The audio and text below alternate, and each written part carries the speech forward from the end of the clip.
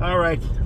So what I want to talk about this morning is what I believe the difference between a long-term investment is and a cash flowing asset. Again, I'm trying to take the approach going into 2023 of not just sharing stock that I'm taking a position on or how I'm trying to grow an account. I mean, I will show that. It may be a good reference to say, like, oh, here was an example along the way of the pitfalls of the ups and downs. But I think what's more valuable in reference is a topic. If I was talking to one of my children, four of them, or another person that had the willingness to listen, if they said, I'd like to get your perspective on that. And every day, pretty much every day, I will talk to somebody about money, about real estate, about investing, things like that. Whether I think I'm always learning, but I mean, whether I'm learning from somebody or they may be learning something from me and vice versa, that is the mindset that I carry as far as that goes. So as I approach 2023 and I think, what would I want my son or daughters, I mean really my son, because they're at that age where they can start to actually really actively do this, especially the 21-year-old. So long-term investment to me is defined as this. If I'm 20 years old or 30 or 40 or whatever the age is, I mean obviously the sooner you start the better, and I have some income, however it's generated, that I could invest into an index fund or some type of stock. Forget options, right? Maybe some cryptocurrency, but primarily a company is what I'm talking about here. So if I was investing in Google or Amazon or Apple or Tesla or any of those companies, any of those thousands of companies that are out there, and I thought, if I put $50 a week or $10 a week or $100 a month or whatever that number is for the next 20 to 30 years, and I just have continuity, right? Regardless of what's going on in the world, wars, pandemics, inflation, all the different things that happen, events and circumstances that are out of your control. If you are able to, if God gives you the time, of 20 or 30 years, and you're like, I will continually invest every month. I heard Tom Nash talk about this recently, where he was referring to some study they did. I'm not going to get into all that, but if you just kind of stay the course, bang every month, and you just keep making that investment, at the end of that time frame, that money is going to compound. I don't know how much it'll go up, 200%, 300%, 1,000%. I don't know, right? It's really based on market conditions, but statistically, it is definitely going to go up quite a bit, and not just like if you just add 100 in the savings account or bank account, and you did that every month at the end of the 20 years versus the guy who puts it in the stock market, right, into an index fund or into companies that are showing profitability and growth. That $100 is going to go a lot further, right? Because the other $100 is just going to go. There's going to be inflation. It's not going to be worth the same. Even if you save it, there's no interest on it, so you're not really making any money on it. But that's not cash flow, right? That's like just the value of a company, and you're basing it on somebody else's company, saying that, hey, I believe in this company, and in 20 years from now, I should have more money. Right. I think that's correct, and I think it's a great strategy to have. It may not be your only strategy, but that is something I did not do in my teens, 20s, or even 30s. I was not saving money that way. I was not investing at all in long-term investments. So, but talking to my 21-year-old self,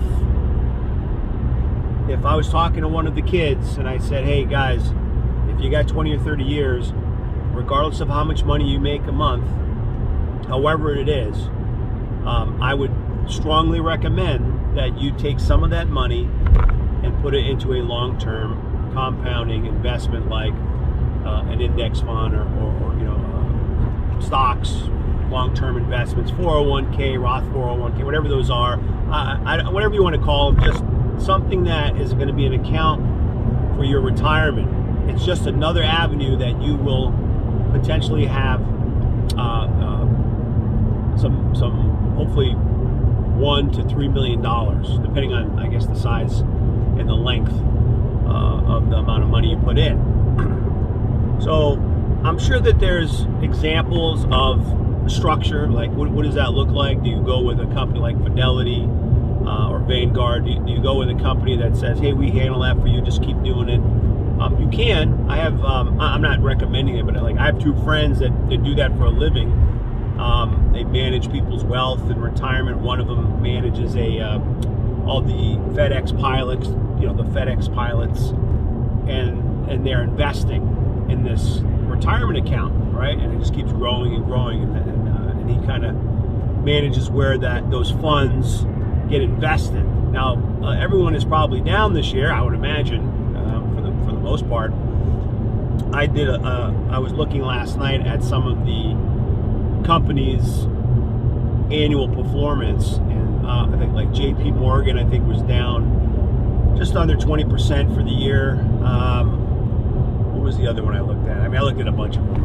I think it was Amazon or Google was down like 50%. Tesla was down at one point over 70%. Like all the companies were just down, right? Like everybody was down. All these top companies are some worse than others for the year, and then next year it's probably going to be more the same or worse. So this is not a time where you might be celebrating, but if you have the continuity to keep investing, the future self, the future you, if you're 20, the 30, the 40, the 50-year-old you will be very happy that you had that discipline and those habits of saving a portion of the money that you make. But that is not a cash flowing asset. That is not something that you're going to make money with. It's almost like saying, I pay 35% taxes from every paycheck. So between what I make for my W-2 job after I pay the state, the Fed, what is it? Medicare, Social Security, something else. There's all these different little things that you get taxed on.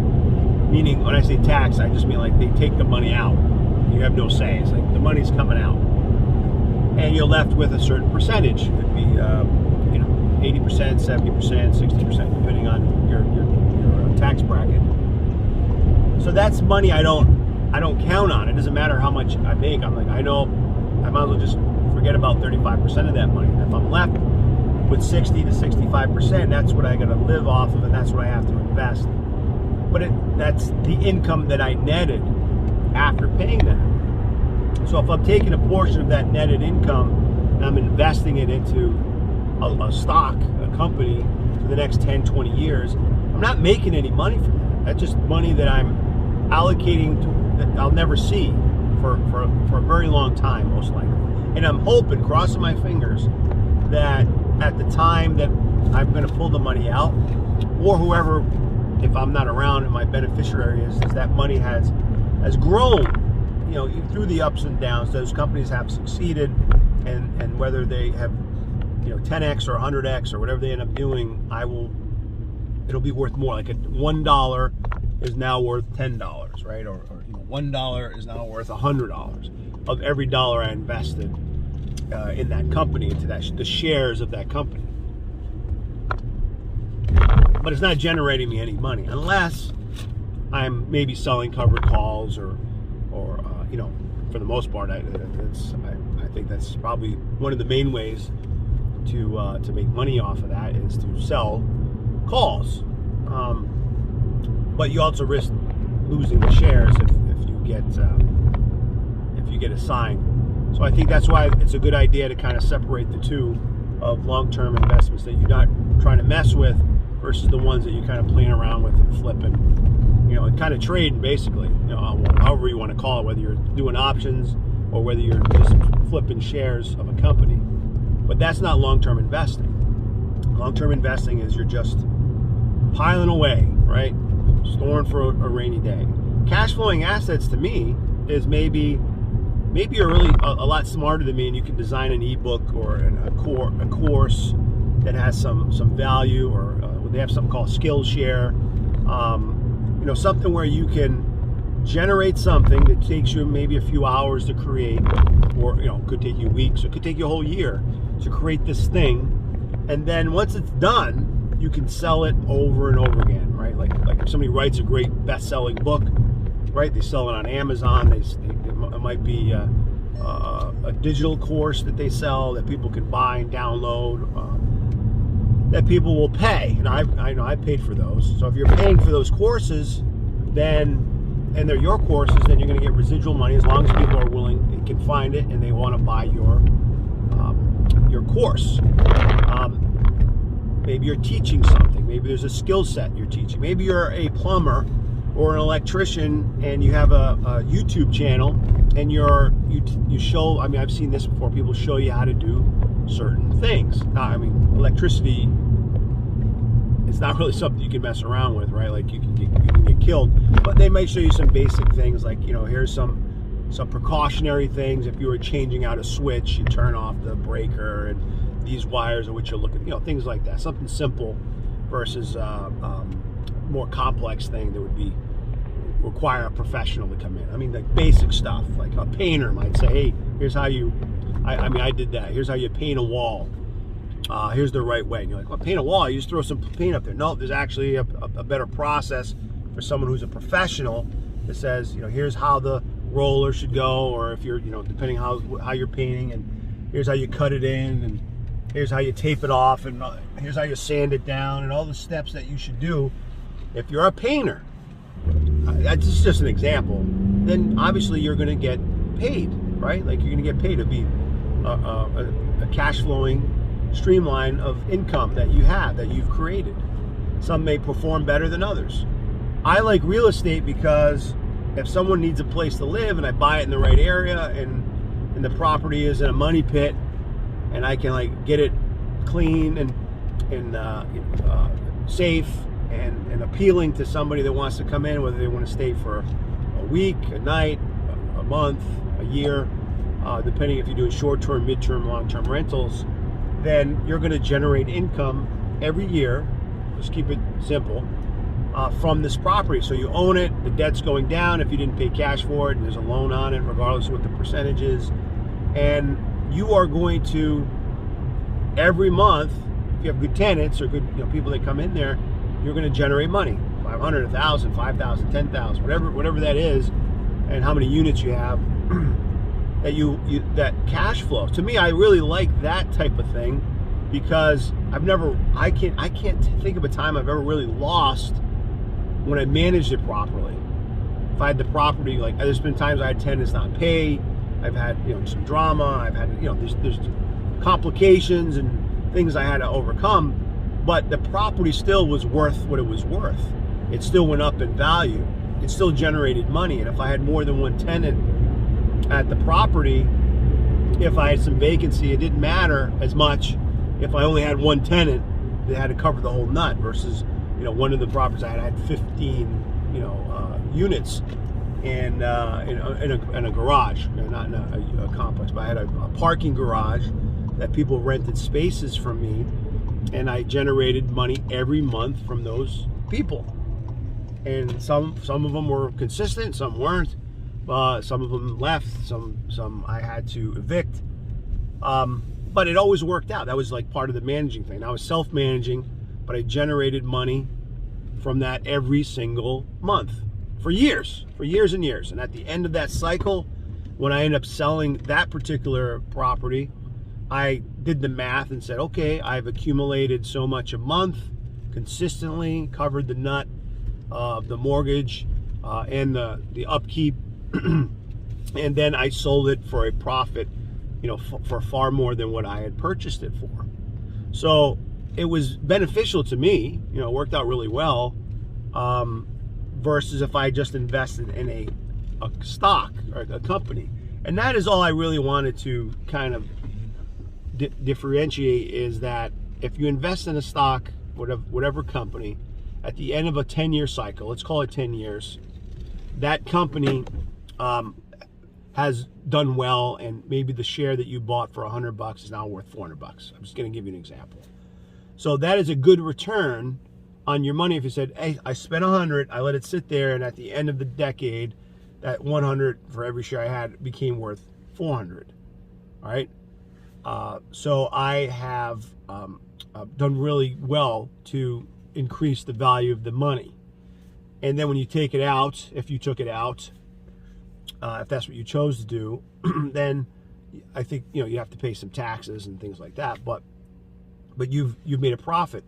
Versus over the same 10 years, if I had some type of cash flowing product or service, right, or like the real estate I was telling you about, at the end of that cycle, if I said, okay, at the end of 10 years, I'm going to sell that property, I'm pretty sure in most scenarios, that property has generated money for you every month that you could actually put in your pocket in some cases, if that's what you choose to do. Or you could accelerate paying down stuff, or you could use that cash flow income to buy another property, another asset. You might say, okay, you know what? I'm only paying $1,000 a month for this property, and I'm generating $2,000 a month. So I'm going to take that extra $1,000, show it as income, earned income, taxable income, and I'm going to acquire another property. And now the $1,000 a month that I generate in profit, I'm going to do that again with the next one. Now I'm making $2,000. It's pretty simple stuff, and you could scale it and play around with it. And I think that's the exciting stuff about the real estate market. Whether it's a piece of land, whether it's a garage, whether it's a duplex, multifamily apartment complex, or a commercial building, whatever it might be. A friend of mine just bought a farm. I don't know how that works, but there's all these different things. People lease the land, I imagine. Work the land. They pay them to to use the land to farm it, I guess. I imagine that's how it would be. But either way, the value of the property is going up, and the debt is going down if you have debt on the land, and you're generating income every month that you can use to do other things, right? When you're doing a long-term investment, which I still think is a great idea, you should be doing that. You're not really generating money to do other things. It's more like, this is over here, and I'm gonna kind of forget about it, like the taxes at the end of your working career, whether you work for yourself or work for someone else. If you said, okay, I paid 20, 30, 40, 50% in taxes over my lifetime, they don't, other than what your accountant or whatever you're able to show annually to write off taxes and stuff, they don't give you at the end of those 40 years, 30 years, however long you work, they don't give you like, hey, you paid $1 million in taxes, you paid $10 million in taxes, you paid $100 million in taxes, you paid $100,000 in taxes. We're going to give you back, of the 40% you paid, we're going to give you back 20%. Oh, great. Doesn't happen. That money's gone forever. The difference in the long-term investing is at the end of those 20 years, 30 years, that money that you put in there is worth more than what you put in there. So if you put in $100,000, it could be worth $300,000 or $500,000. If you put, if you save $500,000, it could be worth $2 million, right? Over that time frame. So that's a good return, but during that time frame, you just never, unless you borrow against the money, right? Like if you said, I'm going to borrow against my IRA, for example, and then you pay yourself back, so to speak. You're borrowing your own money. You could do that, right? But other than that, you're not really. It's not generating money for you to put into money, because you got to pay it back, and you actually pay yourself, I think, a percentage in some cases. So, I've done that one time. I think I borrowed against I had a 401k, and I borrowed against it for a little bit of money, and I paid it right back. But there was a percentage I had to pay. So I would think that going into 2023, the mindset to maybe consider having is, what is going to be my strategy going forward? If I said, I think this year is going to be a tough year, I should probably be cautious on some riskier investments. I want to keep cash available for opportunities that I know are like a sure thing or close to a sure thing. If I want a dollar cost average into a company long term, great. You're going to get some big discounts in 1 or 2 or 3 years. You'll be like, wow, man, that was a big sale. I was able to accumulate more shares of that company, and it's worked out really great. I think you'll be happy about that at any age, whether you're 40 or 50 or 60, or certainly if you're in your 20s or 30s, you're going to be like, man, I remember that huge sale that happened in 2023, 22, and I was able to accumulate a lot of shares of this company that worked out as one component of my wealth. Okay, maybe some opportunities for real estate come up that weren't available before, that are cash flowing assets. That's kind of one of the main things that I'm looking at, is how I would be able to buy some property that would be worth, not just be worth more in 5 or 10 years, but that would be like, I got a good deal because someone else that had been over leveraged, and they need to unload the property, and I will be able to step in and say, this clicks my check boxes. That works for me, and I will grab it up. I don't have to grab 50 of them. I'm hoping to get just 1 or 2. That would be great to add to my portfolio. When I say add to my portfolio, I want to add that to what I have, to say, okay, like, I'll be so happy that I got that, because I can now generate money regardless of what the climate is. People, as long as I get good tenants, I manage that properly, they will pay that debt. I will hopefully make a little money from those properties. Maybe I can borrow against them later and get another property. I can leverage that property versus like the long-term assets. So I think that's the clear divide of whatever it might be. Again, whether you're designing a course, if you design something, a product or service that kind of generates money for you, it's like, what do you do with the money? How do you redistribute it? That is the thinking that I would encourage you to have if you're not already there, right?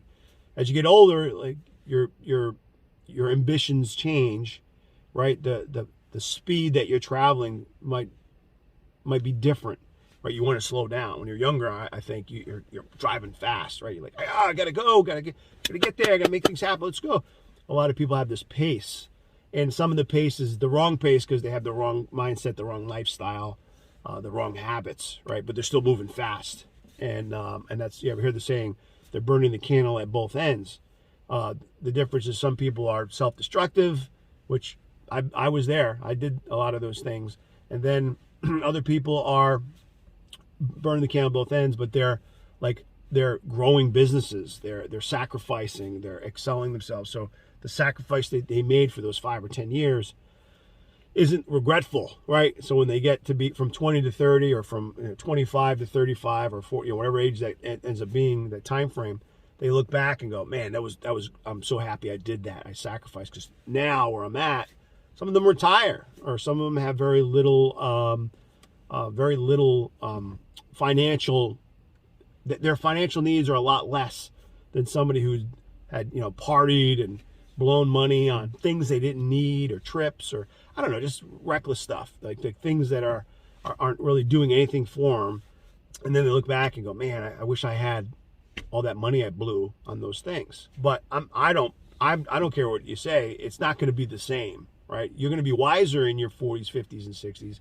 But I think, you even have to be a genius. You just, through life experience, through wisdom of you're smacking your head against the wall, you're like, hey, that's not the right direction to go. You're going to have a different mindset than you did, back then.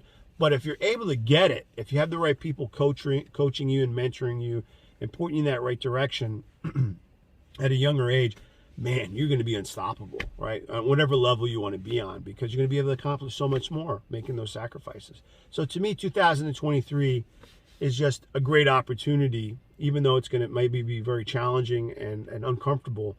But any job I've ever worked over the past 25 years, or actually longer than that, over the past 30 years, right? Over 30 years. Then, because I started working when I was 15. So any job I've ever had in any capacity, whether I loved it, hated it, or it was okay, I always learned something. I always got a little bit better. I always picked up something that I even carried over into a new, I worked in the restaurant business, and I got into the auto industry, and stuff that I learned in the restaurant business, hotel and restaurant industry, it did help me in the auto industry, right? And then as an entrepreneur type guy, the things I learned in both of those careers, and all the people I encountered, and all the challenges and obstacles, has helped me in things that I'm doing now, right? So, all right, I've talked long enough. I'm definitely gonna have to edit this down, but I hope you guys have a great Friday, and I will see you next video.